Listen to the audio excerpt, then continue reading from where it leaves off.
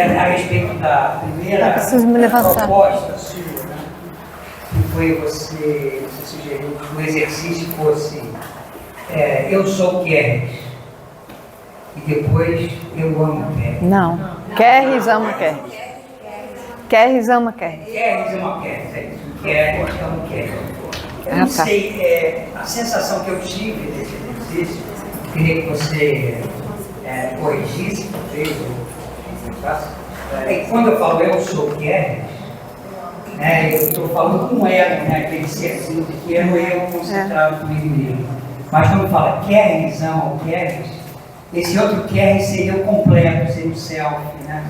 Seria a minha vivência inteira, a minha parte divina, que ama o que eu estou vivenciando agora. Seria mais ou menos isso? O Kerres está desligado? Tá. Os dois juntos não tem que.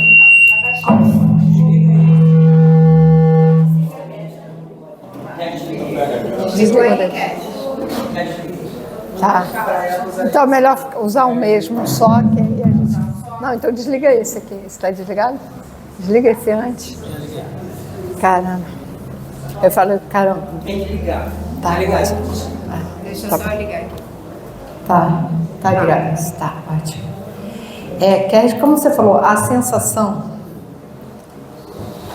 não tem certo e errado. Quer dizer, é sensação, né? Lógico, cada um vai ter a sua sensação. Então não é para você pensar, é isso, é certo, errado, é para isso, não é para ir para a lógica, tá? É para viver, é para sentir. O que cada um percebe... Deixa eu ficar aqui, eu não gosto de falar sentada. O que a gente percebe é que o eu é uma dimensão. Quando eu menciono o meu nome, a grande maioria das pessoas, aliás, todas sentem uma diferença. O que vai ser essa diferença, o que cada um vai sentir, é de cada um. Como eu tinha um público adicto assim pesado, desde cedo, e o que a gente vê assim, olha, tem gente que é muito difícil falar o próprio nome e dizer eu me amo.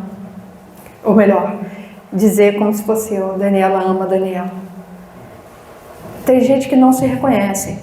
É tamanho afastamento de si mesmo, principalmente de adicto, para quem já leu alguns livros do Luiz Sérgio, falando o que acontece com o perispírito, né? Como se fosse o fumante, muita fumaça entre ele e ele mesmo. Tem muita distância dele mesmo. Então tem gente que tem um estranhamento. A grande maioria sente que é uma coisa boa e maior do que ela. Muita gente é muito difícil falar o nome próprio, escutar, se soltar. Ainda mais quando eu peço assim de frente para mim mesmo, para mim, né? Mas vai falando, o importante é que vai falando. Eu tenho que honrar aqui que isso eu aprendi com o Dr. Oscar Cox. Meu sobrenome. Ah, é? Que legal. Não sei se conhece o Dr. Oscar Cox. Médico. Isso. Olha que legal. Então manda um beijo, um abraço para ele. Eu estou em falta com ele. Eu devo muito a ele, tá? Pois é, a primeira vez que eu dei uma palestra assim pública, que foi para tratar da Associação Brasileira de Estudos sobre Álcool e Drogas, o doutor Oscar me liga e diz assim: Daniela, eu te escrevi, você vai dar uma palestra? Eu, super insegura, não, eu não, ele disse, não aceito não, você é capaz. Você vê o quanto deu, doutor, você é capaz, você sabe, você vai dar a palestra. Não aceitou não, pai, a função paterna. Então o doutor Oscar Cox. E o doutor Oscar Cox, ele dá palestra no mundo todo para alcoolistas, por isso que eu procurei quando eu passei no concurso para trabalhar no CAPS-AD, que na época não era nem CAPS-AD, porque não existia CAPS, era um centro de referência do Estado de tratamento de álcool e drogas. Quer dizer, não tinha um nome de CAPS-AD. E aí eu procurei o Dr. Oscar Cox e ele pegou pela mão, como ele faz com as pessoas, e comecei a frequentar, a gente fez grupo de estudo, mas uma coisa que ele sempre fala para todo mundo, que ele me ensinou, ele dizia assim: cada vez que você passar pelo batente de uma porta, Você fala baixinho. Se tiver ninguém perto, pode falar alto. Se estiver em casa, se estiver perto de alguém, fala baixo. Né? Você diz, Daniela ama Daniela, Daniela tem valor. Ele diz para todo paciente, diz para dizer isso. Todos. E ele diz que você tem que conversar com suas células, agradecer suas células. Muita gente acha maluquice isso. Quando você vai vendo nos estudos, hoje em dia, principalmente na literatura espírita, você vê que ele tem razão. Eu vi também da Maíse Braga uma vez uma mensagem que ela fala assim, peraí, não sei se era André Luiz ou o Chico, é o André Luiz, acho que é no Nosso Lar que tem isso. Que cada vez que a gente tem raiva e se xinga, e que é verdade, hoje a gente sabe como é, morrem células suas. Quando você se ama, você vivifica. A gente sabe desses fluidos. Acho que na parte do Evangelho que fala sobre o homem de bem, também fala sobre o homem de bem, sobre amar os inimigos, fala do pensamento mesmo, desses fluidos, dessa energia. Então ele diz que a gente tem que desenvolver isso com a gente mesmo, que a gente se reconhece, a gente precisa se auto-reconhecer. Aí ele fala, é o Dr. Skarkaus que vem isso. Aí ele diz para todo mundo, todo paciente, todo mundo que passou por ele, ele diz, você tem que falar. Daniela ama Daniela, Daniela tem valor. Trabalhando com adictos, muitas vezes eu senti a necessidade de acrescentar, e para cada paciente uma coisa, às vezes Daniela perdoa a Daniela, e cada um tem uma força que você precisa ouvir isso de você mesmo. Isso é verdade. É quase parecido com o Ho'oponopono, com a diferença é que não é eu, é o meu nome, e tem de ser uma coisa maior. Como eu sou um pouco do trabalho da casa, quando eu falei disso, é como no trabalho da casa, pode falar isso, né? Que tem isso de personalidades tuas passadas, que trazem complexos passados, claro que são atuantes, porque não deixei de ter, então, e que eu estou vendo, e que tem esse desdobramento de personalidades pretéritas. Quando você menciona, é maior do que o eu, porque quando eu falo do eu estou falando do eu daqui agora, do centro. Eu é o centro da consciência, tá? Eu chamo um grande complexo que está aqui o centro. Então, quando eu estou falando do eu, é uma ponta de um iceberg. Quando eu dou o meu nome, é maior do que isso. Fora isso, cada nome ele carrega uma energia.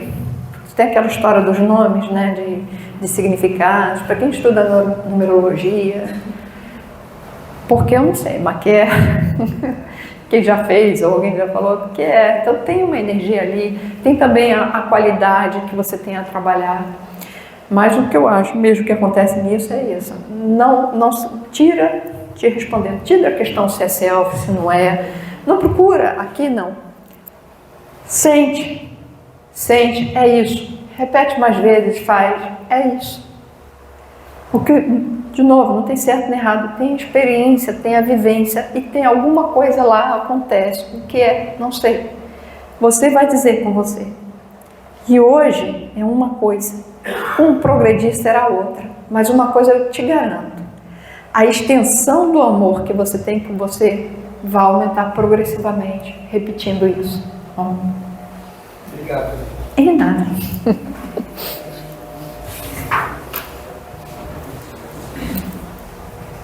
Bom, falando da questão do nome, tem a situação se o nome, o apelido, ou é melhor que seja o nome.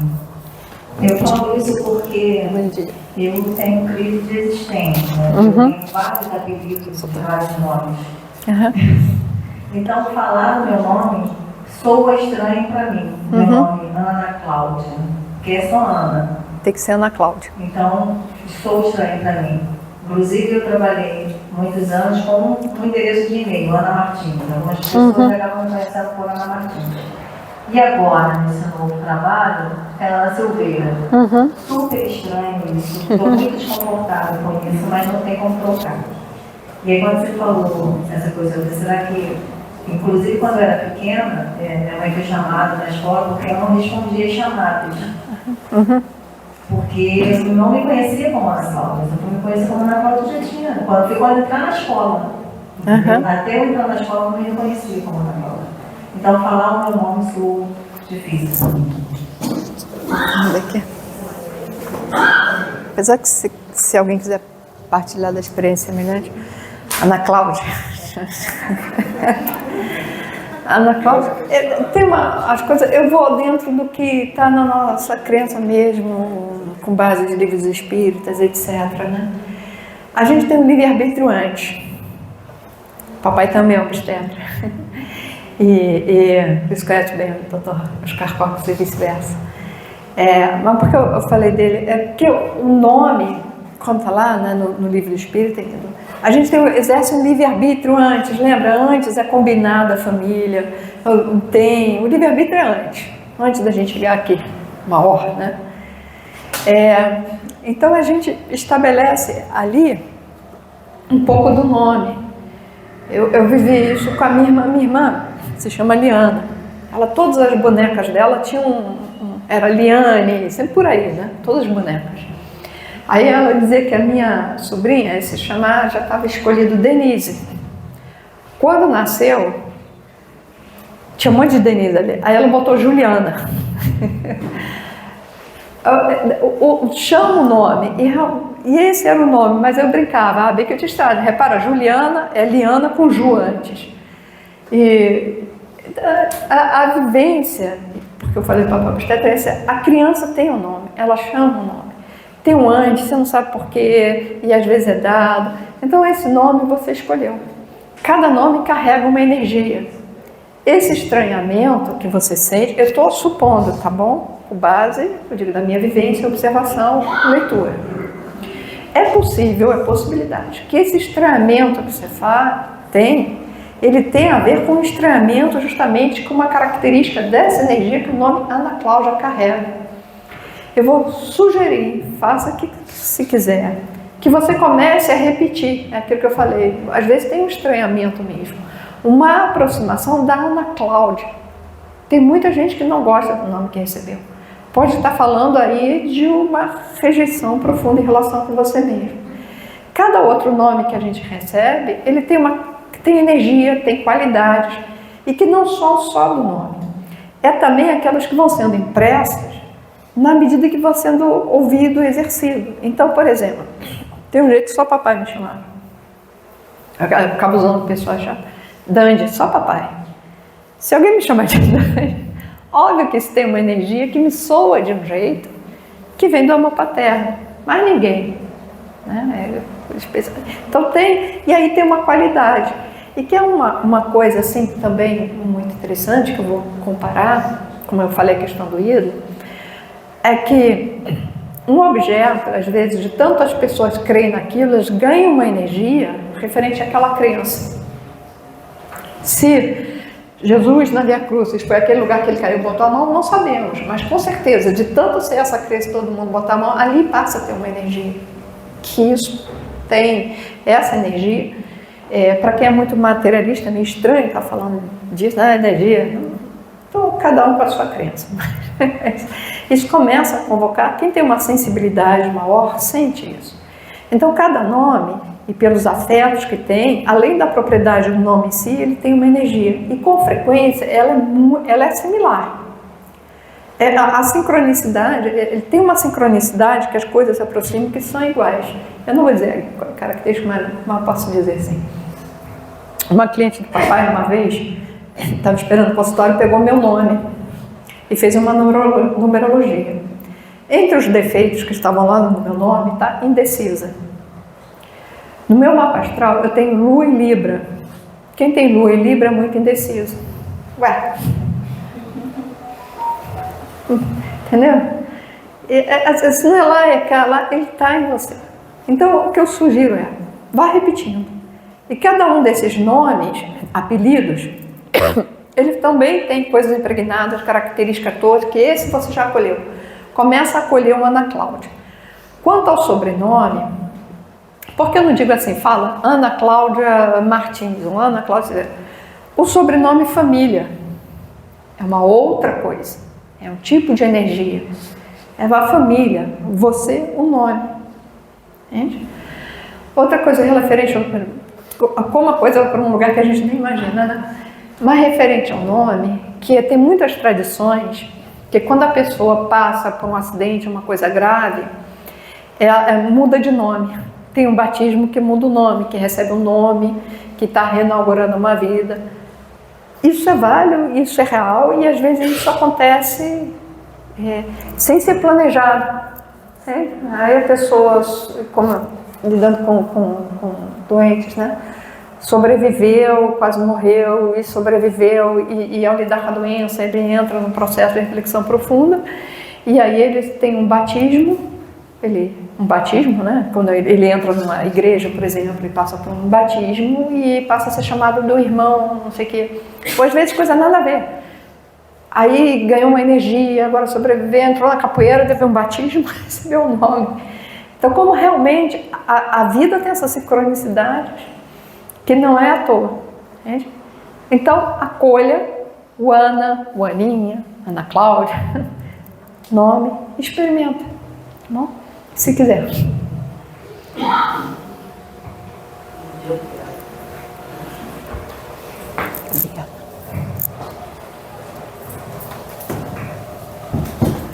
Ainda nessa vibração do nome, né, você estava falando aí, né, disso que a gente traz de personalidades passadas que ainda influenciam na nossa vida, e muitas vezes essas personalidades elas surgem no momento de reação nossa, né? Reativamente alguma situação é como se elas fossem buscadas e a gente fala, meu Deus, por que eu agi dessa maneira?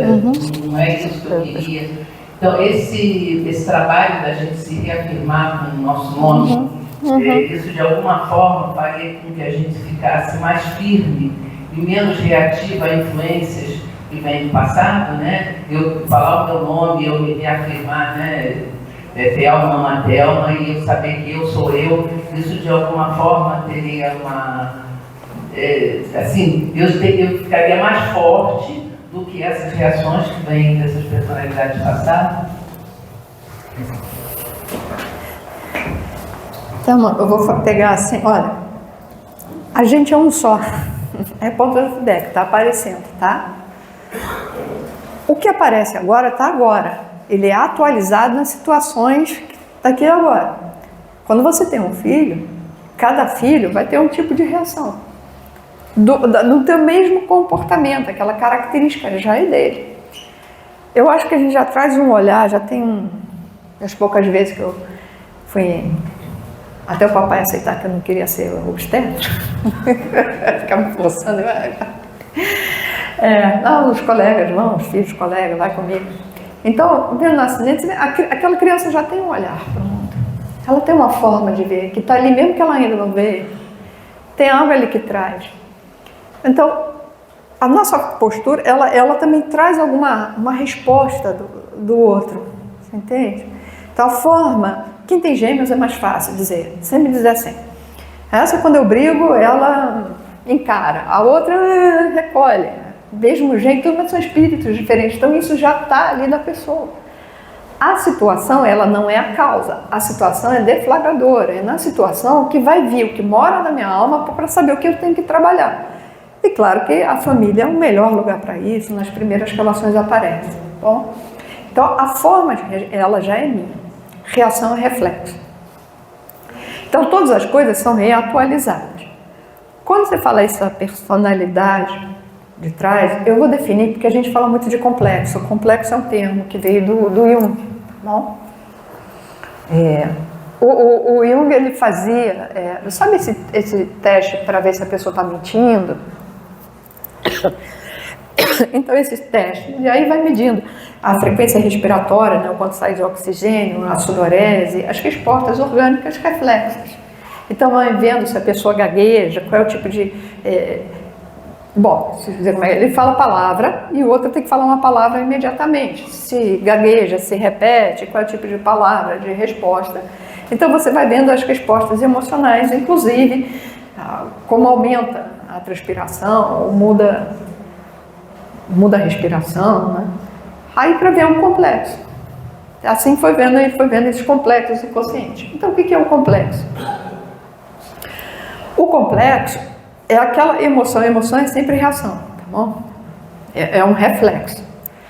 É um reflexo, como eu expliquei na outra, eu botei o dedo no fogo, eu tiro para proteger o meu dedo não queimar. Só que a emoção, em vez de ser para salvar a parte, é o corpo inteiro.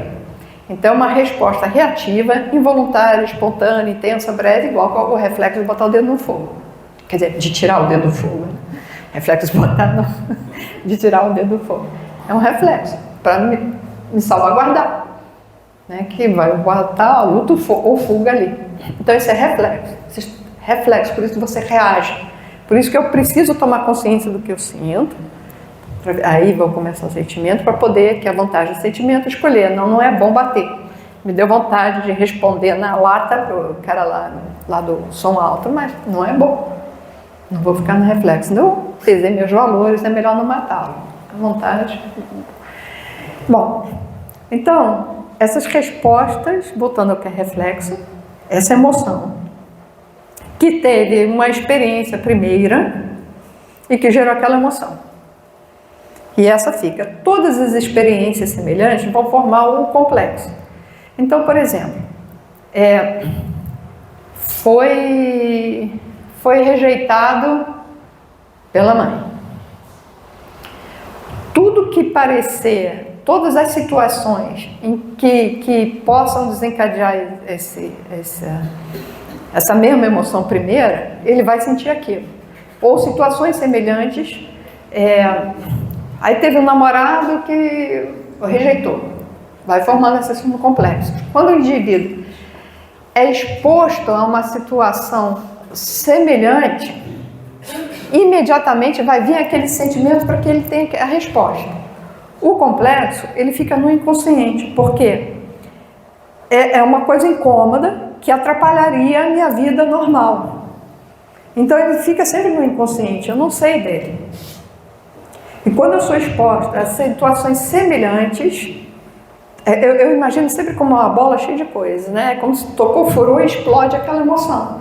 Porque explode para eu reagir e ter a resposta rápida para a minha sobrevivência. Tá entendendo? Então a gente carrega essas experiências e vamos passar. No passado, em vidas pretéritas, digamos que seja rejeição. Eu tive muitas vivências de rejeição. Então qualquer coisa que se assemelhe a uma rejeição, e o que é pior, aquele negócio de projetar, a gente começa muitas vezes fica já numa postura de quem está esperando uma rejeição do mundo. Então, eu já ajo como se tivesse sido antes que o outro me rejeite, eu já interpreto, mandei uma mensagem de WhatsApp, você não respondeu na hora, está me rejeitando. Aí você age como quem foi rejeitado e briga comigo, fica um chato aí que eu te rejeito mesmo, entendeu? Você acaba provocando aquilo que você mesmo tempo, ou ao contrário, você como rejeitado fica um grudento que não quer sair do lado. Já falei que eu sou aquariana, que é liberdade, etc. Aí você vai, me rejeitou porque fica tão grudento que o outro não suporta. Por causa como uma resposta. Então o tempo inteiro o indivíduo está ali atuando com base naquilo. E ele está lá. Então na vida presente é preciso que seja, de qualquer forma, se está lá, vai ser reatualizado. E se quando eu sei dos trabalhos, faz e vem e apresenta, talvez esteja apresentando de quando foi construído. Mas sempre está na gente. Talvez é igual a essa primária, e principalmente quando eu vejo ali, porque o que acontece? Quando a gente está dominada, como é reflexo e tudo, e quando eu estou dominada, quando estou vivendo, eu não percebo. Eu não percebo esse meu comportamento que estimula isso. Eu não percebo porque, como projeta, eu acho efetivamente que todo mundo me rejeita. E não que eu me sinto rejeitada, é muito diferente. Eu me sinto rejeitado, então eu ajo como rejeitado, porque é assim que eu me sinto. Só que eu ponho sempre a causa fora. Então eu não estou vendo. Aí quando você faz essa personalidade antiga que foi criada e que tem isso, e você assiste, você vai ver, ele se comporta assim, aí você tem como trabalhar isso daí. E eu vou comparar, assim, por exemplo, terapia em grupos, como o grupo de mútua ajuda feito uma das coisas que funciona é porque em A se diz assim, você tem que falar de você, não pode falar do outro. E aí, quando o outro está falando dele, o outro se vê e diz, eu sou igual. Agora, se você chega e diz assim, você é isso, Aí você vai se defender, ó, eu não. Eu comparo isso ao mito de Medusa. Qual é da Medusa, o mito Perseu, que matou a Medusa? Você não podia olhar, aí o símbolo do mito, né? Se olha para a Medusa, petrifica e paralisa, né? Petrificar isso, paralisa. Então é culpa paralisante. Para conseguir matar a Medusa, precisa ver de forma indireta, né? Como ele viu, indireta através do espelho. Ele viu no espelho, no escudo, Perseu, a imagem da Medusa, então ele não olhou direto no olho. Tem alguma coisa aí nesse olhar direto no olho, né? Porque o olho não vê o olho, você precisa do olho do próximo. Então ele não olha no olho da Medusa e ele vê no escudo e mata ali a Medusa. Então o efeito do grupo, ele tem esse lugar que a gente chama de espelho, por isso que terapia em grupo é interessante, né? Tem que seguir a regra ou ter um condutor para um não ficar apontando para o outro, porque é para falar de si. Aí um se reconhece. Se ele não se reconhecer, é porque ele está em negação, então ainda não está pronto, ok? Ninguém vai dizer você isso, você vai se reconhecer.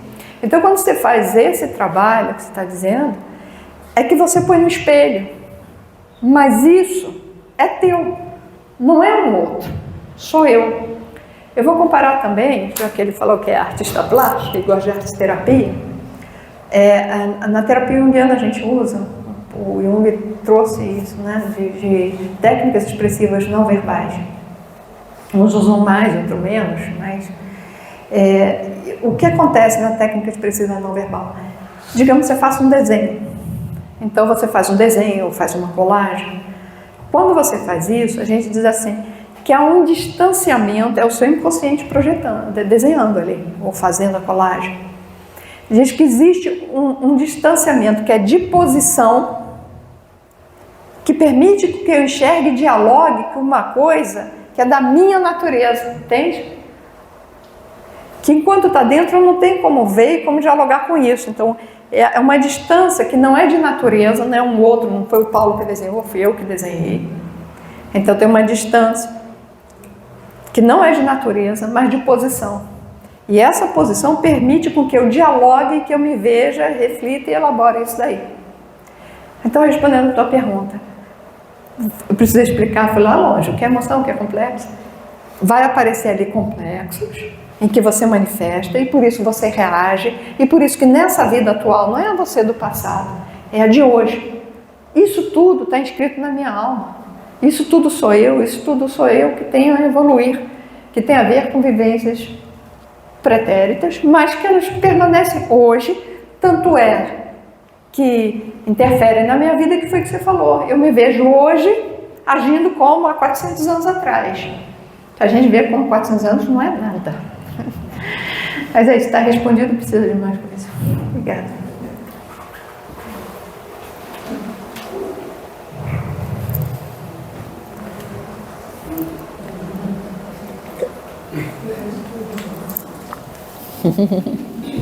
Fiquem à vontade.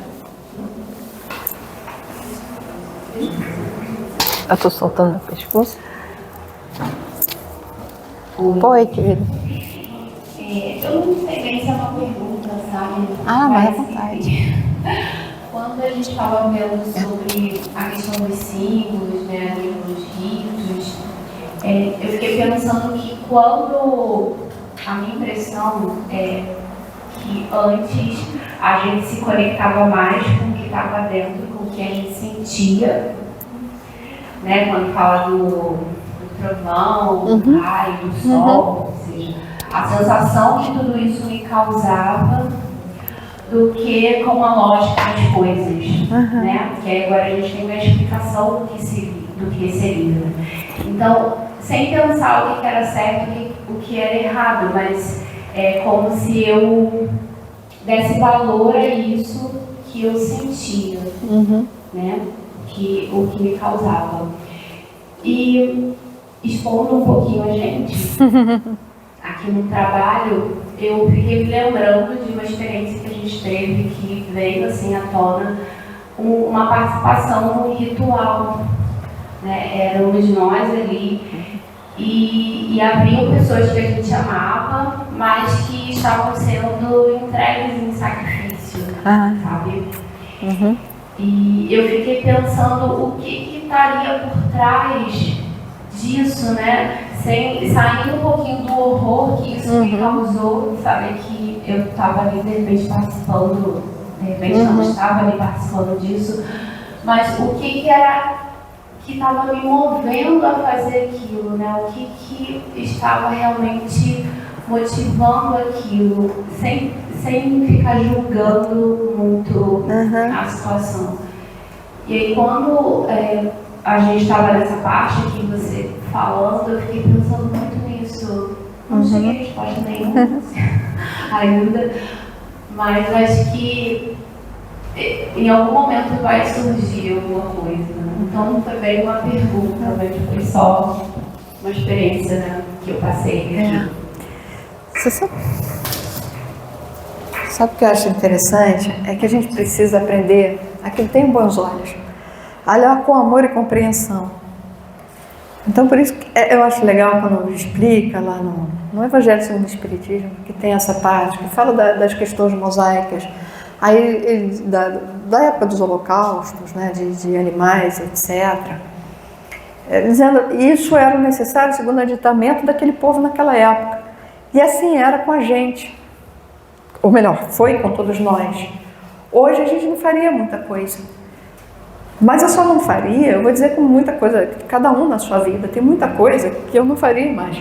Mas se eu não tivesse feito, como saberia? Esse lugar que a gente precisa ter alto amor, que começa, nos perdoar e ser benevolente conosco mesmo, entender que era no meu grau de andamento daquele momento era isso.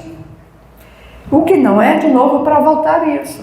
Por isso que eu digo, se você perguntar para qualquer, independente do mais ortodoxo ao mais liberal, se construir um templo vão voltar a fazer isso, sempre a resposta, o Messias quando chegar que decida. Não cabe mais, você entende?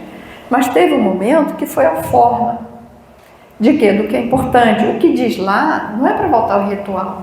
O que diz lá não é aquele ritual, é de se conectar em função da força e da firmeza daquela fé. A gente precisa resgatar aquela fé em que a palavra foi tomando tanto espaço que perdeu a força, a firmeza. Então, como eu disse, tem muitos cristãos que têm o hábito, repetitivamente, de rezar, de fazer Pai Nosso Ave Maria num lugar mecânico, claro, tem seu efeito, claro, traz luz, mas às vezes, eles desenvolveram o próprio alto amor e se perdoarem, por exemplo, na Ave Maria, que escute o que ele está pedindo. Está pedindo para Maria perdoá-lo, então sinta esse perdão, sinta, tem? Então, o importante aqui é essa conexão do que estava lá. Era um horror. Por isso, quando pega lá o Primeiro Testamento e que você tem que dizer de Abraão, vá matar, era a cultura da época de matar o primogênito. Tem algo de errado. Abraão já tinha uma escuta que permitiu que ele dissesse, ei, Abraão, não faz isso. Ele foi ambivalente, ele estava aberto para essa escuta. Mas foi de uma época, né? Aquilo como, vamos pegar como os mitos, como representantes, então uma época. Então a primeira coisa que eu queria dizer é exatamente o que você falou. Simplesmente ama, usa dessa experiência para perdoar. A questão seguinte lá no livro no Evangelho segundo o Espiritismo fala disso, que a gente não deve apontar nenhuma crença, porque cada um tem sua forma, e não deve, eu não tenho aqui, eu não trouxe o livro, infelizmente, senão eu leria, depois busca lá. Porque senão seria fazer de forma externa e hipócrita, seria desenvolver hipocrisia, se você forçar alguém a fazer de um jeito que não fala a ele, né, ao coração dele. Então isso tem do tempo. Quanto à sua primeira parte da pergunta, ou da fala, que dá a tua impressão, eu falei da vez passada e aquilo, que tem uma frase, eu não trouxe hoje, estou no livro A Loucura sobre o Novo Prisma, do Bezerra de Menezes, quer dizer, psicografado, né, que é autor, Bezerra de Menezes. Ele fala que a humanidade, ela, assim como cada pessoa individualmente, a humanidade, ora se desenvolve intelectualmente, ora moralmente, porque não dá para ser os dois simultaneamente na mesma proporção. Então, do século XVI para cá, a gente se desenvolveu intelectualmente. Você vê que a internet agora traz muitas questões morais. Por que as mensagens dizem a era do sentimento? Só uma coisa assim. Intelectual é o lugar do pensamento, é o desenvolvimento da lógica, da crença. A gente penso logo existo, desenvolvendo pensamento. E aí não dá para olhar como humanidade é o sentimento. E primeiro vem o pensamento, porque depois vem o sentimento, que o sentimento diz referência ao valor das coisas, tá? Então, responde a pergunta, eu devo ou não devo? Faz bem ou faz mal? Gosto ou não gosto? Esse lugar é bonito, é feio, é o sentimento. O sentimento é a função da consciência. Eu vou dar porque uma coisa tem que explicar a outra para entender do que eu estou falando. Né? Que dá o valor das coisas. Né? É uma função subjetiva que se dá entre o eu e determinado conteúdo psíquico, no sentido de causar rejeição do que eu percebo de forma agradável, um prazer, ou uma rejeição do que causa desprazer. Então, eu preciso disso para pesar meus valores. Se eu estou dominada emocionalmente, vejo a ejeção, saio correndo. Se eu tenho consciência que eu tenho medo da ejeção, eu peso meus valores e digo assim, a minha saúde vale muito, ou eu tenho uma festa, não quero estar gripado de jeito nenhum, vou ter que tomar vacina da gripe. Eu peso meus valores, experiências pretéritas, eu quero amanhã, o que é agora, e vou e me aproximo da injeção mesmo com medo. Então essa função do sentimento é que eu vou no devo por base nos meus valores. Jung diz assim, não dá para eu estar numa coisa e na outra ao mesmo tempo, porque eu vou me decidir pela lógica ou vou pelo sentimento. Então, como humanidade, a gente foi desenvolvendo o pensamento, a intelectualidade, o nosso intelecto foi tendo esse crescimento científico todo. E quando eu tenho mais novas coisas, eu crio possibilidades. Por exemplo, quando precisou criar a internet, para eu poder falar de qualquer um anonimamente, sem ser reconhecida. E aí traz a questão moral. Será que eu devo ou não devo? Que é esse o grande problema. Então a gente se envolveu um tanto que a gente está agora com grandes conflitos morais. Né? Essas polarizações, tudo estão refletindo isso, os valores. A gente vai, essa transição é uma entrada nesse momento da era do sentimento, e para isso eu preciso da autodescoberta, que é por isso que está lá, de observar o que realmente me move. Então a gente, como diz, voltando a Bezerra de Menezes, ele diz assim, por séculos a gente se envolveu intelectualmente, agora vai ser a vez do moralmente. Essa nova era que vai entrar, em que a gente vai observar os nossos valores. Então, como humanidade, a gente foi se distanciando do nosso sentimento, como humanidade, da percepção do sentimento. A gente tem uma linguagem que é muito projetada. Por exemplo, eu digo, você me magoou, eu não digo eu me senti magoada. Eu digo, deixa eu ver assim, você é chato, eu não digo eu me senti chateada. Você não é chato. É que, para mim, entediante, ou me dá raiva. Sou eu que me sinto. Mas eu falo uma linguagem toda projetada. A nossa linguagem, a gente tem dificuldade de dizer eu me sinto, e o pior é que entende como você sendo a causa daquilo que eu sinto. Não, ninguém te rejeitou. Você traz isso em você. E é anterior. É curioso que eu tenho uma cliente que ela é muito preocupada, muito ansiosa. Então, tudo ela fica.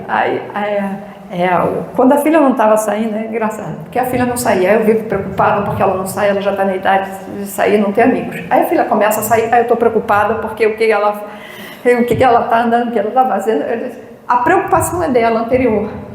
As situações são o lugar que eu projeto. Por isso eu preciso observar ali e saber que isso é meu, o que eu estou sentindo e de onde que vem, aí vai. É legal, né? Eu quero dizer que é legal, gente, ela falou um negócio assim, eu saio indo. Não tenho problema com isso. Eu tenho que dizer chega, a amiga diga chega. Então, a gente está assim como humanidade, tá? Por que eu estou falando como humanidade? É porque cada um é um. Quando Jung fala das tipologias, é que tem gente que tem os valores muito desenvolvidos, que se orienta muito pelo sentimento, seja personalidade, tipo sentimento, alguma coisa mais. Tem gente que se orienta mais pelo pensamento, aí é individual. Vou dar um exemplo, eu tinha um cliente, ele é muito... Assim, uma coisa, pelo que eu me oriento, não quer dizer, não faz referência ao conteúdo. Eu posso me orientar para o pensamento, pode ser também ser muito inteligente e usar para o mal essa inteligência, entende? ou pode se orientar pelo pensamento, mas não tem muito conteúdo ali. E não tem muito raciocínio lógico, mas se orienta por isso. O pensamento diz o que é, o sentimento, qual é o valor que isso tem para mim. Então eu tive um cliente que ele era movido pelo sentimento, o principal que ele tinha orientado. É muito legal ele dizendo, para ver esse lugar do valor. Eu já tinha quase 80 anos, e aí ele falou assim, que ele podia ter crescido na carreira, mas ele escolheu de um lugar, estar com a família, e quando ele jogava futebol, por exemplo, ele era apaixonado por futebol, todo fim de semana, até idoso, ele ia jogar futebol.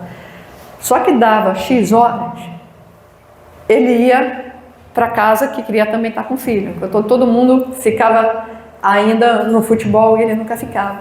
E como é interessante, como ele fez a vida dele muito bem, era muito claro como ele ia pelo sentimento e como ele também organizou todas as prioridades, os valores dele. Eu achava incrível, porque tinha a impressão que ele tinha os vários pratos e ele sabia ir rodando de um para o outro. Nenhum ele foi longe, quer dizer, na família ele foi longe, assim. Mas ele sabia ir rodando a diversão, sabe? Os vários valores e pesando. Isso era uma virtude dele. Então, era só para distinguir. E uma pessoa boníssima, né? Porque os valores deles podiam ser, sei lá, roubar a ambição, né? Então, se ganhar pelo valor não quer dizer que vai ser legal, não. É só isso.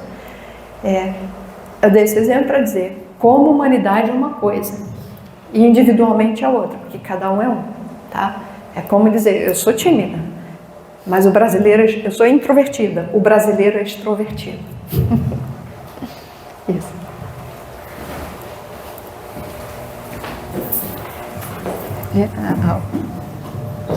A palestra era outra coisa, mas tudo bem. Tá Eu tudo... não gosto do meu nome.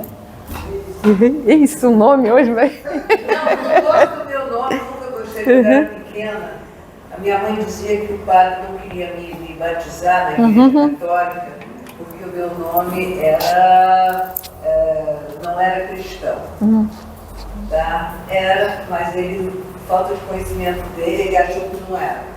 Então, minha mãe e minha avó voltaram para casa, escolheram um outro nome para mim, quer dizer, um nome que o padre queria, aceitava. Então, meu nome é Vânia. Vânia é nome russo e era a época da guerra, não sei se ele qualquer coisa. Aí me puseram Vânia Lúcia. Quando eu era pequena, quando me perguntavam o nome, eu dizia Lúcia, eu não dizia Vânia. Sei lá, eu não simpatizo com o meu nome. Porque eu não gosto do meu nome, não quer dizer que eu não gosto de mim, né? Não. Então como é que eu vou dizer, Vânia, eu te amo? Não é eu te amo. Vânia, deixa eu... Não, Vânia, deixa eu te dizer uma coisa assim, Vânia. Assim, sai do Vânia. Alguma coisa, Vânia, quando fala Vânia, te dá alguma coisa ali, tá bom? Pensa como amor. O amor acolhe, o amor aceita o que é, o amor não distingue. O lugar que eu comparo, porque é da gente processo evolutivo, que é aquela massa disforme, tudo preto, todas as cores pretas. Aí vem o azul para cá, o amarelo ficou aqui, aí depois vem o amarelo, vem tudo. O amor, a ideia, não sou comparo, tem um termo na alquimia que é a Caldas Pavones, que é o todo colorido, e a imagem que me veio sempre é do arco-íris.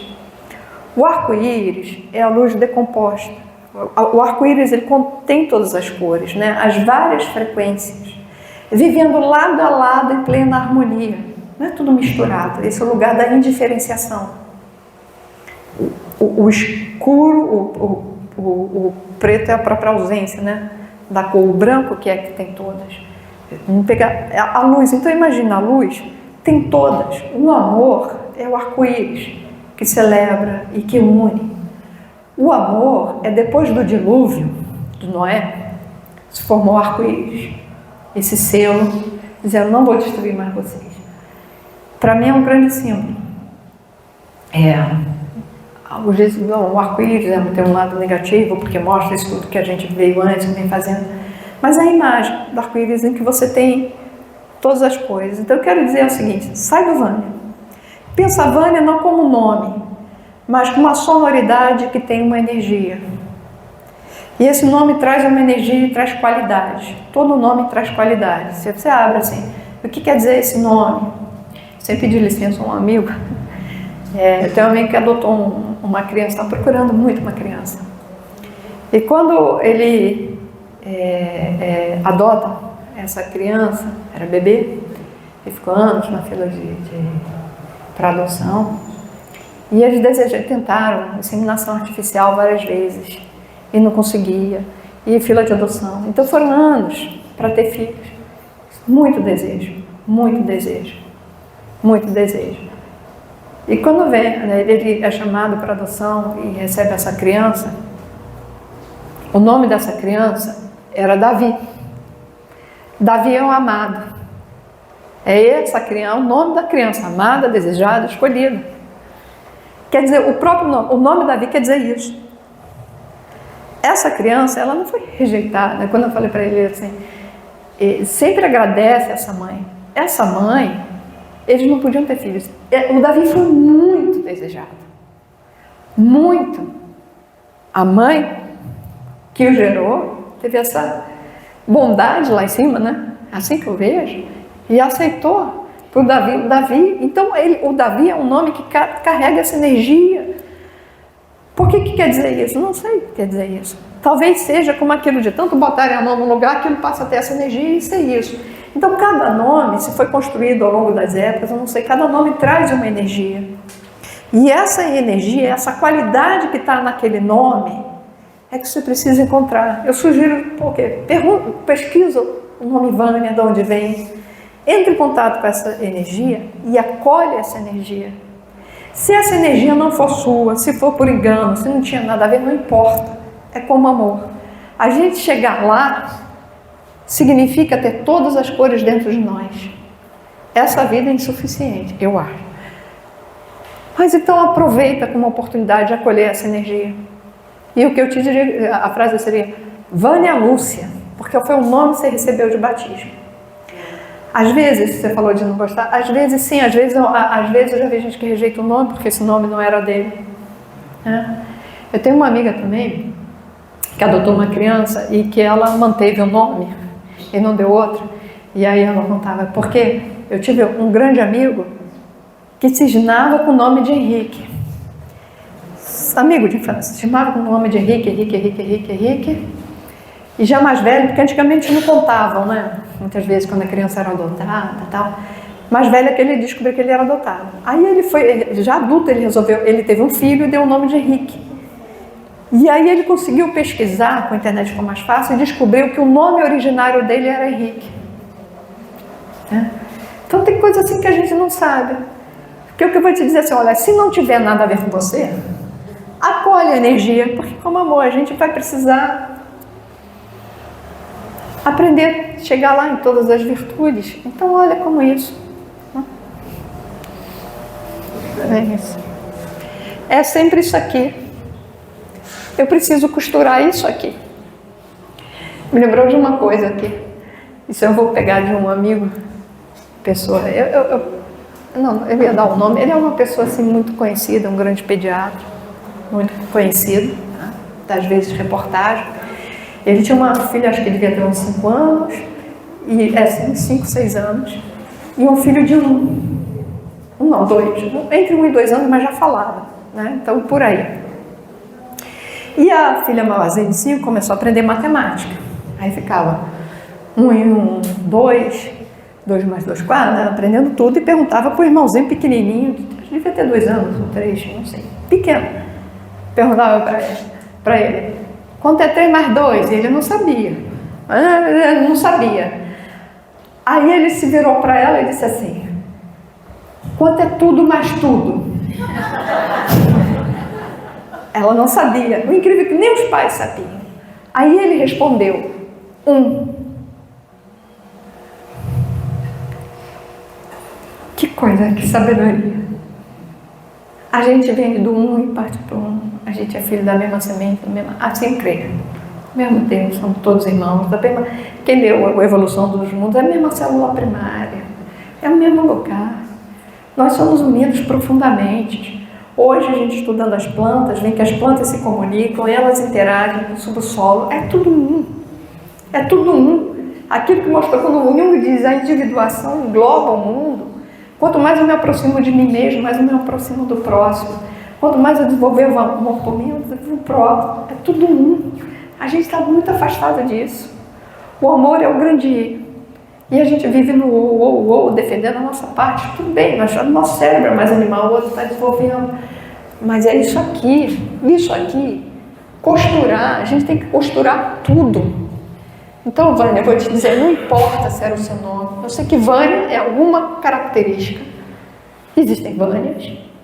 Acolhe. Se era seu ou não seu, eu não sei. Acolhe. Tudo, mas tudo é um. Eu já estou conformada, mas Não, deixa eu te dizer uma coisa, vou aproveitar isso, Vânia. Vânia, deixa eu só te dizer uma coisa. Vânia, perdão, Lúcia. Isso. Ela daqui a pouco me bate. Lúcia, eu já disse que eu não gosto de Vânia, ela insiste. Calma, Lúcia, legal, amigo.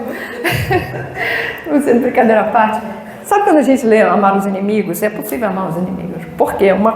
Aí dita assim, caridade para com os inimigos, né? Que tem um capítulo. Você não vai sentir ternura, não vai ter vontade de chegar perto.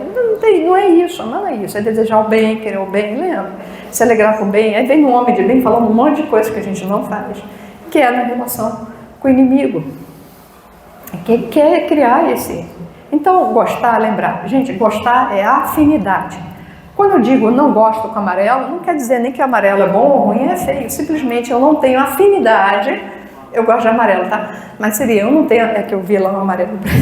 Os afins se atraem. Então, gostar é afinidade. Não torna nem bom, não quer dizer nem que é bom, nem que é ruim. É afinidade, é onde você vibra. Então, tem um nível de vibração sua que não se reconhece no Vânia, ok? Não gosta, não afino com isso. Aí eu te diria, é mais um motivo para você procurar ler o que significa, que energia é essa com a qual eu não me afino. Porque traz aí, por isso que eu contei a história do Davi, porque traz ali alguma vibração. O que é isso que eu não me afino? Entendeu? É isso. Eu não tenho vontade de ficar perto, por isso que eu falei, é um lugar que você rejeita. Se vai evoluir para cá, não precisar acolher. Eu não gosto do lado meu que tem vontade de matar. Não gosto. Não gosto. Que fica irado, meu marido conhece, né? Vocês, graças a Deus, não conhecem, senão daqui a pouco queimou meu filho total. Não gosto. Não gosto. Não gosto. Ninguém gosta. Tá? Mas de alguma forma a vida me ensinou a amá-lo. Porque isso me trouxe empatia, me trouxe muita compreensão a pessoas que eu me propus, eu creio que antes de nascer, a cuidar. E como isso foi importante. Se não fosse esse lado meu, quando a gente começa, quando estava fazendo a pós de psicologia, antigamente podia fazer pessoas de várias outras coisas. Tinha um jornalista, tinha um advogado, etc. E eu levei um caso dos sonhos, maravilhoso caso, justamente que o cara acabou me confessando que já tinha matado alguém. Ele era muito impulsivo, muitas coisas. Os dois, lá o jornalista e o advogado, ficaram horrorizados, porque eu acolhi e contei aquilo. Por isso que eu falei, se ele contou a confissão, é que ele quer se libertar, senão não ia. Ele precisa acolher alguém, precisa escutar aquilo e não censurar. Se ele precisar de uma expiação, uma reparação, é com ele. Porque ele falou aquilo, porque ele sentia vontade de matar alguém também. Esse menino veio do interior, ele foi tratado como escravo, isolado. Menino, uma pessoa não que justifique, né? Porque a gente sabe das vidas passadas, ele teve ou não. Estava ali para ascender. Como eu estou num lugar não de juiz, estava num lugar... Mas é isso. Então eu vou dizer assim, olha... E aí talvez você se surpreenda e você vai ver como quando tem essa característica nos outros, que Vânia representa, tudo que representar, nos outros, o que você sente? Só observa, Vânia. Quer dizer, Lúcia, perdão. Como é que você lida com isso? Na tua história, aqui não é lugar da análise, mas na tua história, o que significa isso? Porque não é acaso que um padre diz esse nome não, esse sim. Vai buscando. como processo de autoconhecimento, que ele falou que é um tempo de autodescoberta. Não tenha pressa, não seja rígido, não seja duro, você não é obrigado a acolher agora nessa vida. Eu teria curiosidade, né? Tá bom? Pensa só com uma qualidade da energia. Tá, Lúcia? Desculpa.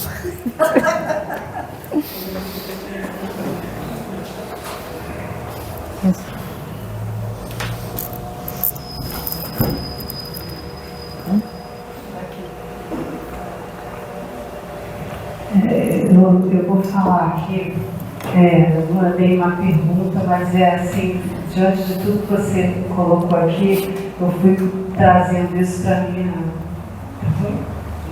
fui trazendo isso assim para o meu momento atual.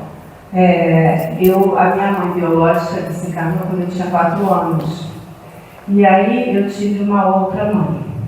E assim, houve um momento, quando essa minha segunda mãe foi lá para Curitiba, que meu pai foi dar um passeio pela cidade dentro de uma Kombi, junto com a minha mãe, a mãe que me criou e com meus 2 irmãos. E aí o meu irmão, um dos dois, me veio essa imagem muito na minha mente quando eu estava fazendo terapia. Eu vou falar, eu estou até nervosa para falar isso. Mas eu falando tanta coisa e foi vindo isso, comentei com a Luciana. Eu acho interessante fazer essa colocação. Que aí ele falou assim para mim, uma criança de 4 anos não entende que a mãe morreu, que nunca mais vai ver a mãe, que a mãe, sei lá, foi pro céu, essas coisas todas, né? Aí esse meu irmão virou para mim e falou assim, tá vendo aquela moça ali, ela estava no banco da frente, nós 3 no banco de trás. Aquela moça ali agora é sua mãe. Falou isso para mim. Aí eu sempre considerei isso como uma coisa assim carinhosa, uma coisa bacana e tal. E eu descobri, há umas 4 semanas, 3 semanas atrás, que esse momento foi um momento que não foi muito bom na minha existência, porque eu substituí um arquétipo que eu não poderia ter substituído, teoricamente, porque isso me fez uma falta, o arquétipo mãe. Eu não enterrei, você falando dos ritos. Eu não fiz o ritual de despedida da minha mãe biológica, que eu estou tentando fazer agora, não consegui. Eu começo a chorar, usei página, saio da cama e volto para casa.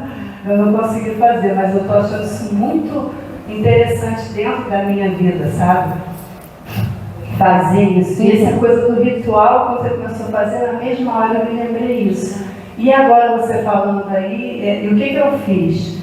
Como mecanismo de defesa, eu faço mais ou menos o que você faz, que aqui as pessoas já me conhecem, diferentemente de você, as pessoas muitos já tiveram desprazer de ver que eu não sou uma pessoa calma nem tranquila, né? Assim, eu tenho vários momentos de irritação e tal. Então isso foi como um mecanismo de defesa na minha vida que, de uns tempos para cá, obviamente, eu já vi que eu não devo agir dessa forma. Não é bom para mim, né? Porque não é bom para mim, né? Que a gente não fica bem. Então, essa coisa do ritual, é necessário realmente na vida da gente, né? Determinada, a gente fechar um ciclo para começar um novo e encarar o novo de uma forma como deve ser encarado, e não em substituição àquilo que nós vivemos, ou nessa vida, ou talvez até nas vidas passadas. Aí gera a vida do abandono e tal. Não é também uma pergunta, Luciana, é só uma colocação diante de tudo que você falou. Eu vou botar uma coisa aqui. Eu só diria para você que não te fez mal, tá bom? Não fez mal, nem fez errado. Como você mesmo falou, você tinha 4 anos. Não sabia, não entendia. Sempre, a gente tem que ser mais legal com a gente. É sempre o melhor possível. E aquilo era o seu momento. Precisava ser assim. Precisava ser assim. Esse era o lugar, precisava viver aquilo. Me lembrou uma expressão que são dos cabinos que eles falam. Para o passado, Deus quis assim. Para o futuro, seja o que Deus quiser. E hoje, o que Deus quer de mim? Eu preciso me perguntar. Tá? Então, no passado, tinha que ser assim, tira a culpa, tinha que ser assim. Porque você falou, uma criança de 4 anos é um mecanismo de defesa. Você nem conhece a morte, nem sabe o que é a morte, né? Realmente a criança pequena não sabe, não define, vira estrelinha, pensa que é igual desenho animado, né? Matou e viveu. É estranho. E ocupa esse lugar. Essa mãe, você deve ser grata, ocupou esse lugar e ficou. Pior seria ficar sem nada. Se você nem entendia aos 4 anos, como é que você ia enterrar uma coisa que nem ainda existe? Se não existe morte, como é que você ia afindar? E aí vem as coisas. Às vezes aquilo mesmo que é a solução do problema, se você paralisa ali, ele vira a sua prisão. O que é que você está dizendo? Agora, que você está mal, tem uma estrutura de ego para lidar com isso, você vai lidar com isso. É tudo no tempo que tem que ser. A gente tem que ser legal com a gente mesmo. Por isso que é interessante nas mensagens, juntando, já que ninguém foi ao tema, mas nas mensagens que juntam, porque precisa da fé nesse lugar do alto amor. Quando eu ponho assim, isso tem que ser assim, é assim que tem que ser, eu saio de um julgamento pesado comigo mesmo. E me abre também por uma disposição amorosa. Por esse pai, que a gente não sabe que só é assim. Quando tem a história de Nínive, né, Jonas, né, da baleia que vai para lá, onde você estava quando eu criei o mundo? Jó tem a mesma coisa, coisa parecida, né? Sempre isso, onde você estava criando o mundo? O mundo tem regras, tem coisas que talvez a gente nunca entenda, ok? Mas é assim. O que a gente entende é um manifesto. Quando a gente e aí você que escolhe. Quando a gente começa a se relacionar com esse alto, é a força amorosa, é a força julgadora, né, na justiça, que precisa disso para a nossa própria educação. É um Deus amoroso que acredita na gente, confia tanto na gente, que nos dá as provas, nos dá as expiações, nos dá tudo, que são para o nosso próprio bem, crescimento. Acredita na nossa potência. É um pai, é só olhar como você cria seus filhos. Então eu diria assim, seja amorosa, já que tem muita irritação, né, oposto, muita raiva, seja amorosa. Ame, era o que tinha que ser. Ame essa mãe, a outra mãe, a partida, a forma, e agora você tem estrutura para lidar com isso, para fechar esse ciclo, né, das coisas, dos rastros que ficaram, porque as coisas voltam, até né, nessa vida ou de outra, elas voltam e a gente precisa lidar com ela. Elas sempre voltam, elas sempre se reapresentam, para a gente costurar o passado. Ficaram buracos na nossa própria história, a gente vai costurar com o quê? Com amor. Então aqui, olha com amor, olhe amorosamente a sua própria história.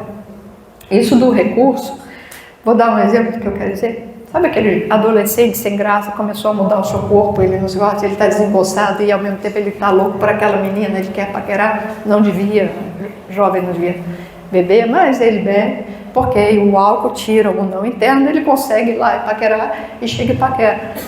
Talvez sem o álcool, ele muito encabulado, muito desembolsado, ele não chegasse lá.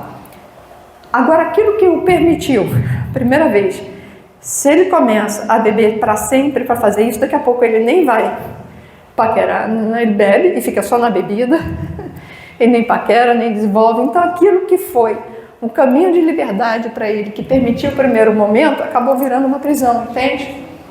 Então, nesse sentido, aquilo que foi era o que tinha que ser, que você precisava para você estar aqui hoje, bem com a gente. E quando você está pronta, porque a vida faz isso, quando você está pronta, né? O mestre vem quando o discípulo está pronto. Quando você está pronto, apresentou a circunstância, a oportunidade de você se despedir da sua mãe, se sentir amado para os dois lados, etc. É só amor que costura tudo. Então sempre a gente, ao meu ver, a gente deve buscar na gente esse olhar para conosco mesmo, para o próximo, para Deus, isso aqui. É gratidão. Exato. Tá bom? Eu mesmo resolvi dizer. Porque não, eu perdi antes que vira uma terapia coletiva. Não é falar disso. Mas é porque não é por isso não. É porque tá bom. E a gente aprende com a vida. Né? É só ver os esportistas. Tem esportista que insiste e fica, quando ele já está decadente, deixa, você tem que saber findar quando tá bom. Até aquele Ah, tem uma colega, diga, pode à vontade. Acho que só um pouquinho.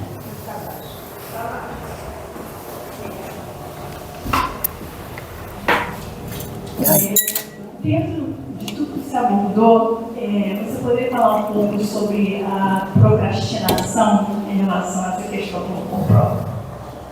Obrigada.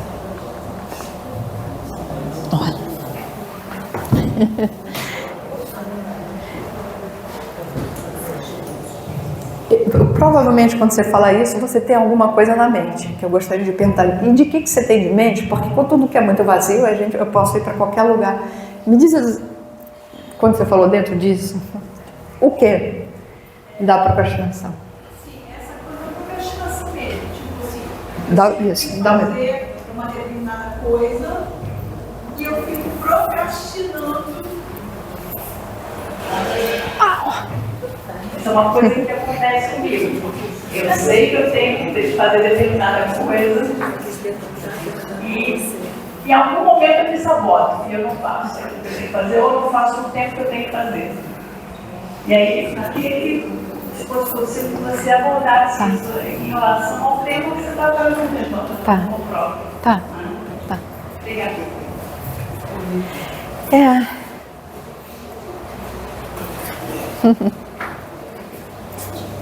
Adriana? Em parte, Adriana, que eu pedi para você alongar, porque sempre na pergunta está a resposta, não é só quando a gente estuda para o vestibular que o professor fala isso, né? Pergunta com atenção. Se você se alongasse mais, você ia dar mais respostas ainda, não? Porque cada um... Então você falou se sabotar. Aí eu pergunto também, por que eu me saboto? Porque cada um é. Eu vou responder com o 6º passo de Alcoólicos Anônimos. Para falar do 6º, eu vou dizer qual é o 7º. O 7º passo é, eu peço para Deus que remova, quer dizer, me liberte, não me deixe ser dominado, me liberte dos meus defeitos de caráter. Eu peço isso para Deus. O que é o 6º? É prontifico-me a deixar que Deus remova. Então, primeiro eu tenho o 6º, prontifico-me a deixar que Deus remova a minha procrastinação. Para depois ter um 7º que eu peço para Ele fazer. Por quê? Por exemplo, se eu pedir para emagrecer, eu vou rezar para emagrecer. Bom, mas eu não vou poder comer um monte de chocolate de bolo, como eu comia deliciosa, né? Não, então eu não vou pedir, porque quando eu peço, eu tenho que fazer a minha parte. Então, tem uma coisa antes. E se eu fizer, se eu pedir, então ele tem desdobramentos. Então, antes, no 6º, eu preciso me prontificar. E nesse me prontificar para remover os meus defeitos, eu preciso olhar de onde vêm esses defeitos. Então é isso, me sabota. Ah, por que eu me saboto? Ah, porque eu não confio em mim, porque... Às vezes é porque eu sei que se eu fizer, vai trazer responsabilidade que eu não estou a fim de assumir. Então eu não quero. Às vezes não é nem por amor próprio, é porque isso tem desdobramento. Então tem que ser, por isso que antes de eu pedir, eu tenho que ver, né, o que está ali. Às vezes aquilo que eu imagino que vai ser, se eu me libertar disso, vai ser alguma coisa que eu não estou afim, ou que eu tenho medo, será que eu vou viver? Eu procrastino estudar não sei o quê. Ah, mas eu não acredito que eu passe e que eu consiga. E enquanto eu procrastino, eu ainda vou vivendo a ideia de que eu consigo, entendeu? Eu tenho a possibilidade que se eu estudar pode virar certeza ou não. Então, às vezes, essa falta de confiança. Respondendo, é 6º passo. Eu tenho que olhar para mim e ver por que eu me aferro a essa característica. Eu tenho benefícios secundários, eu tenho medos do que eu imagino. Se eu estiver livre dela, o que vai acontecer? Isso é o primeiro. E se for algo de, como você disse, eu me saboto, na tua pergunta, percebe só a tua pergunta. Ou seja, relaciona a procrastinação com o auto-amor. Ah, porque eu me saboto. Bom, você já respondeu. Desenvolve isso, então. É alguma coisa relacionada ao auto-amor que você está sabotando, porque... vou te dizer uma coisa assim, uma dica, isso. A gente põe como condicionante coisas nada a ver, tá bom? Então, por exemplo, Quando eu terminar de estudar isso, aí eu vou viajar. Não, deixa eu pegar uma coisa melhor. Eu vou pegar um exemplo prático, acho que eu já contei. De um paciente que dizia, a gente queria chamar o familiar dele, ele estava em situação de rua, e ele dizia assim, eu só quero que você chame meu irmão quando eu sair da rua. Na realidade não tem nada a ver. Eu que junto as coisas, que eu ponho os condicionantes para justificar aquele segundo que eu não quero fazer, que é chamar o irmão. E aí, uma coisa que eu aprendi com a vida, inverte. E esse caso ilustrou muito para mim. Eu disse para ele, ao contrário. Eu garanto, olha aí, para garantir, mas eu queria chamar o irmão dele. Quando você chamar o seu irmão, você vai sair da rua. Quando você falar com o seu irmão. Mas eu dizia isso porque embaixo eu tinha um orgulho. Se ele sair da rua, a questão é de trabalhar essa qualidade do orgulho. É isso que precisa ser trabalhado. Então, se ele falar lá com o irmão, aí vai abrir um caminho dele sair da rua. Então, a gente põe coisas que não tem nada a ver, porque não trabalha aquilo que está ali, que precisa ser trabalhado. O importante é trabalhar essas coisas para fugir disso. É criar condicionante que só está na nossa cabeça. Então, em geral, quando a gente relaciona assim, eu só vou isso, se aquilo, eu digo, a minha vivência assim, de observação humana é ao contrário. Faz aquilo que a outra acontece. Me pergunta se ele saiu. Um rapaz, ele andava na rua sempre junto com o outro. E esse outro, com os dois, sempre tende a se proteger, né, um ou outro, um cara sozinho. E esse outro tinha se inscrito no programa da Minha Casa Minha Vida e foi sorteado e chamou ele para morar com ele. Depois que a gente chamou o irmão, ele saiu da rua. É isso. Tá bom? Mais alguém quer perguntar alguma coisa? Em cima disso aí... Ih, caramba, vamos hoje. Não, vamos. Não, eu costumo dizer a sua pergunta, eu garanto que a minha resposta que é o problema. Pode falar. A gente consegue se libertar desse inconsciente coletivo no momento da individualização ou nunca se descola dele?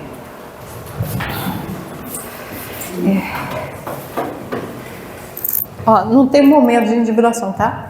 Jung chama processo de individuação. Processo. Talvez chegue lá, talvez a gente nunca chegue. Como o Jung dizia assim, a meta, ela importa porque sem ela eu não caminho. Então a gente está numa progressão a esse mais amplo. Talvez chegue. Jesus diz que a gente pode tanto com ele muito mais. Mas eu acho que para mim, pelo menos, uma vida é pouco. Mas está nesse processo. Agora é interessante, a gente sabe que tem espíritos, como está escrito no CFA e várias biografias, né? Nem toda a prova é expiação, porque às vezes o espírito mesmo quer muita prova para ele se adiantar mais rápido. Então é o processo, você entende? A meta existe para que eu caminhe. Se eu vou chegar lá, é o menos importante. Aí quando você fala do inconsciente coletivo, é porque está tudo nesse inconsciente, todas as experiências pretéritas. Você não se liberta, você vai trazendo a consciência para ir no atuar. Mas o primeiro são as pessoais. A coisa como tem no inconsciente coletivo, como eu disse, ali estão os arquétipos, aquilo que eu expliquei, que são todas as vivências da humanidade vão ficando armazenadas. E eles têm um porquê, esse lugar da estrutura psíquica, né? Do que quando todo adolescente é igual, todo filho é igual, a gente vai desses que são padrões de comportamento. E como eu disse, quando um arquétipo se faz necessário se apresentar, se você rejeita ou não quer deixar, ele vai aparecer de forma deturpada. Então, quanto adoecimento a gente tem, quantos problemas que decorrem, vamos pegar de coisas não vividas que precisavam ser vividas naquela época que se apresentou. Não? O exemplo que eu dei aqui tinha sido da questão do rito de passagem da adolescência, de como faz falta isso. Mas a gente também tem, como você não tem um rito, não tem esse apoio comunitário, se trata mais de uma autodisciplina de forma mais gradativa do que o marco. É mais difícil, mas ao mesmo tempo tem mais autonomia aí. Porque o importante é que se faça isso para o nosso crescimento. Então, não é que esse libertar significa, lembra disso, assim, é trazer a consciência, que diz, quando você vive isso de forma consciente e aceita e vive isso, você vai de uma forma. Se você nega e precisa, ele vai aparecer de forma deturpada. Então, esse é ao longo da vida.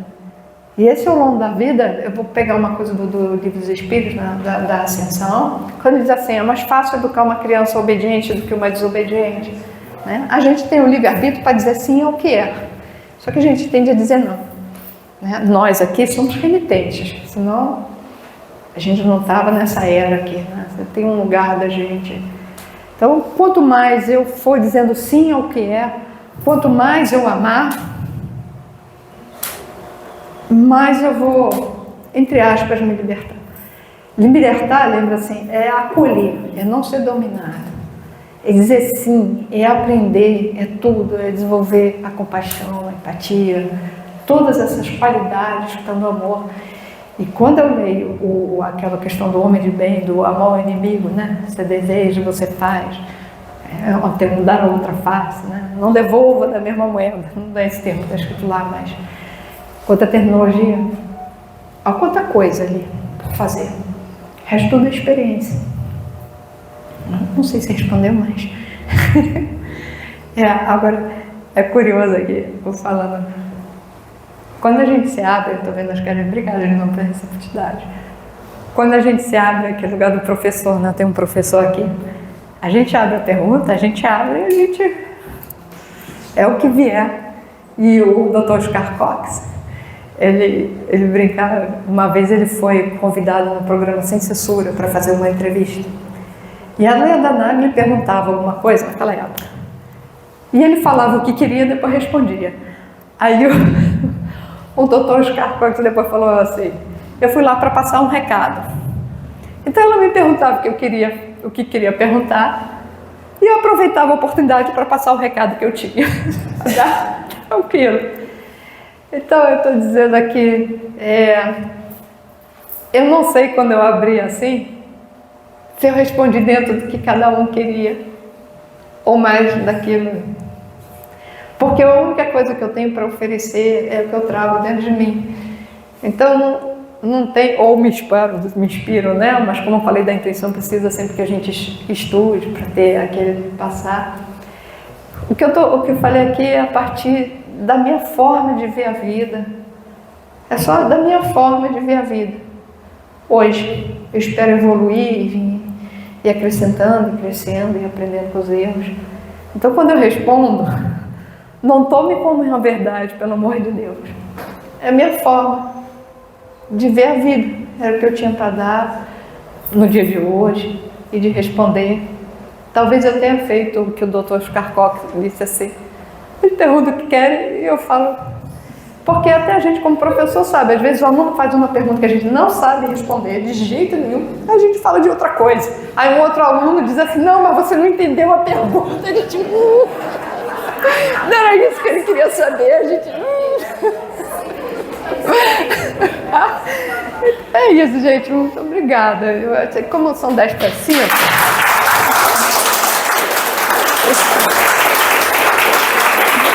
Muito obrigada. Isso. Quem faz uma prece?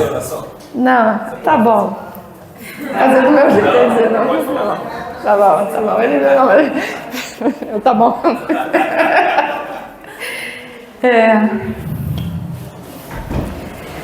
Eu vou parar primeiro. Para honrar a pausa. A pausa é essencial para mim. É essencial. Não haveria som se não fosse o silêncio, né? A música, ela é feita de vazios. O ritmo é só isso, a batida. Mas a música, ela te dá um espaço entre uma batida e outra. Então é o silêncio. O coração, ele pulsa, ele faz. Mas é quando ele para que fica para ir. Então, primeiro uma pausa.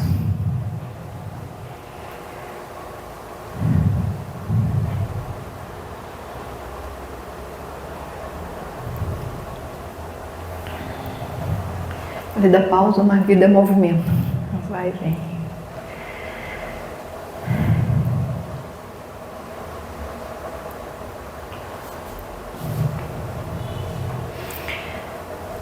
Eu só tenho a dizer gratidão. Obrigada a Deus, aos espíritos da casa, a todos que nos acompanham, a todos que estão aqui, encarnados e desencarnados, como diz um paciente meu, a todos. Obrigada a Deus pela oportunidade da gente viver esse momento de amor, esse momento de fé que nos deu a condição de absorver um pouquinho dessa esfera, dessa vivência dessa casa, dessa egrégora que a gente sente e levar para a nossa vida comum, para os nossos relacionamentos. Obrigada a Deus por essa oportunidade. Obrigada a bons espíritos. Obrigada a cada um que aqui está, por ter trazido garrafas de vinho e por ter vindo de coração aberto. Porque se não há um coração aberto, não há troca, não há crescimento, não há aprendizado, não há amor. Se eu pude dar do que eu trouxe, é porque alguém estava disposto a receber. Então, obrigada por todos vocês. Obrigada a Deus pela oportunidade. Que a luz divina nos acompanhe, esteja sempre com todos nós. E me perdoe se em algum momento eu me equivoquei. E se foi, se houve. Meu coração sempre esteve. Obrigada, Deus. Obrigada. Que a luz nos acompanhe todos os dias, em todo momento. E que a gente possa reverberar a fé e o amor pelo mundo. A começar por cada um de nós mesmos. Que cada um sinta, se aprofunde, se aproxime de si mesmo para poder se aproximar do próximo. Se conecte com Deus cada vez mais. E como a gente aprende tudo que a gente fala, porque a gente precisa ouvir. Acho que eu sou a primeira. Obrigada.